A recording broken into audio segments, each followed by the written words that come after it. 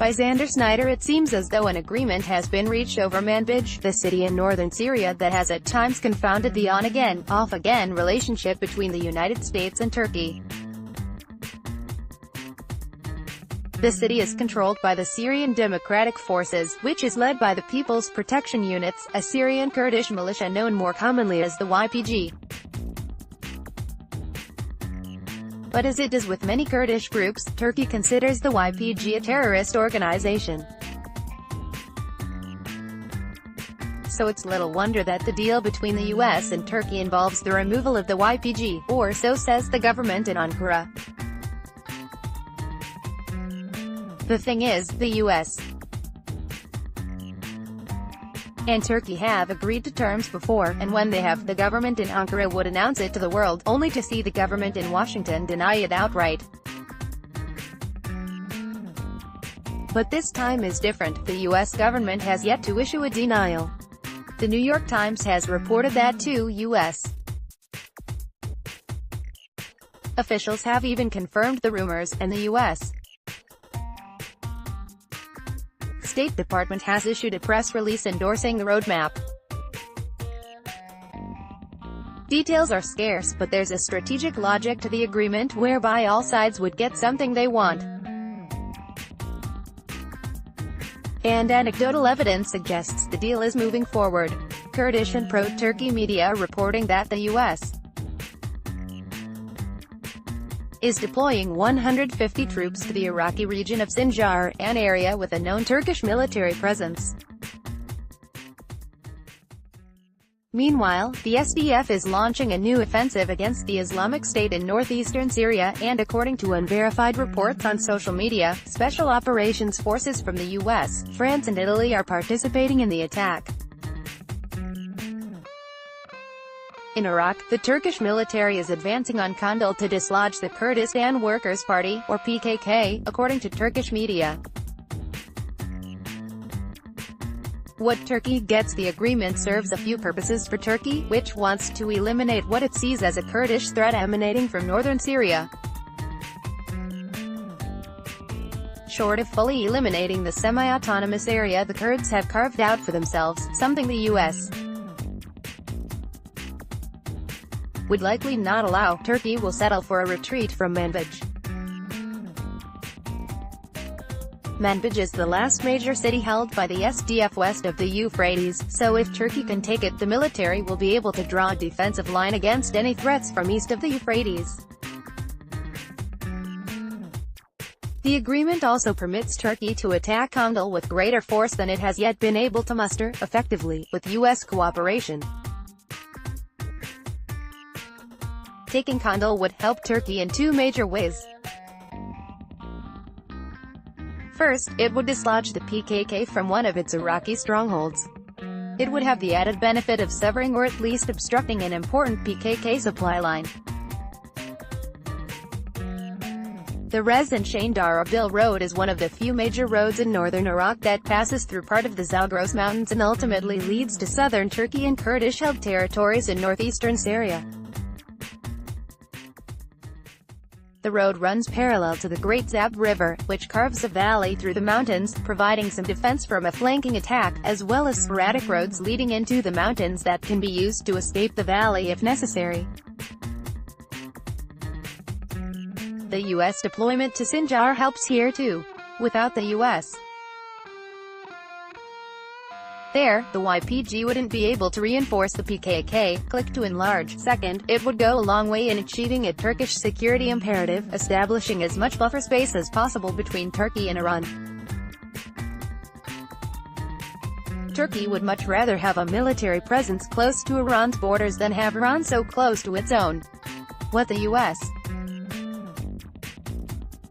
gets. The agreement solves several problems for the US. First, it ends the standoff between the US and Turkey over Manbij, over which Ankara threatened to eject the US from the strategically important Incirlik air base. Second, with its deployment to Sinjar, the US will block the retreat of any IS fighters fleeing the SDF offensive. fighters will be forced to travel south along a road that runs perpendicular to Highway 47, one that is completely surrounded by the SDF, which will attack is on its western flank. Third, the U.S. presence in Sinjar also prevents popular mobilization forces, militias operating in Iraq, some of which are backed by Iran, from moving into Syria. Over the past 2 weeks, there have been reports that Iraqi PMF militias have been launching attacks against the Islamic State in al-Hasaka, a province in southern Syria.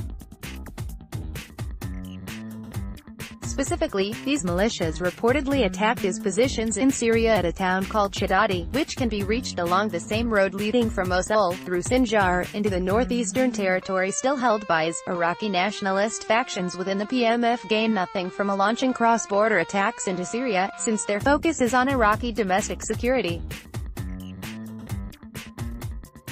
It's safe to assume, then, that the PMF militias conducting these attacks are pro-Iran ones serving Tehran's interests beyond Iraq's borders. That the story about the attacks was covered by Iran's pro-regime Fars news agency also supports this conclusion. In short, a U.S. presence in Sinjar will make it difficult for Iran to move its militias into Syria, especially as the U.S. coordinates with Israel to minimize Iranian influence in southwestern Syria too. What the YPG gets, the YPG comes out the worst in this deal, but not completely empty-handed. In exchange for giving up Manbij and carrying out a new offensive in northeastern Syria, the U.S. would likely need to provide a guarantee to the YPG that a greater Turkish presence in Iraq would not threaten the YPG's eastern flank along the Iraqi-Syrian border. U.S. forces placed at Sinjar, again, accomplish this by acting as a deterrent to any Turkish operations along Highway 47 into Syria. Still, the YPG's hand is weak.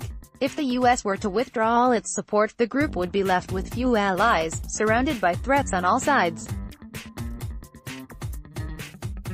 The YPG has to take the deal, no matter how little it benefits the YPG, no matter how much it calls U.S. ability into question. After all, the U.S. promised the YPG it would protect Manbij, and now it is giving it up. How long will it take Washington to renege on its promise to protect the YPG's eastern flank from Iran? The agreement between the U.S. and Turkey is perhaps most notable as an expression of their shared interest to counter Iran in Iraq and Syria. Turkey's taking Kandil puts greater pressure on Iran in Iraq, since it cuts off, or at least threatens to cut off, one of the few border crossings from Iran into northeastern Iraq. This prevents Iran from reinforcing its militias and endangers Tehran's economic relationship with northern Iraq. Ever since pro-Iran militias helped Baghdad expel Kurdish forces from Kirkuk, Iran has been awarded commercial prizes, most recently an oil swap deal in which oil is exported from northern Iraq to Iranian refineries and refined oil is exported back into southern Iraq. This came at the expense of Turkey, which is eager to reclaim some of the business activity it lost. In this instance, Turkey's interest aligns neatly with the United States, and Washington can get what it wants at a relatively low cost. Giving up Manbij in exchange for greater pressure on Iran, provided by Turkey, no less, is well worth the exchange, since Manbij doesn't serve any strategic purpose. That's likely no comfort to the YPG, but there is precious little they can do about it.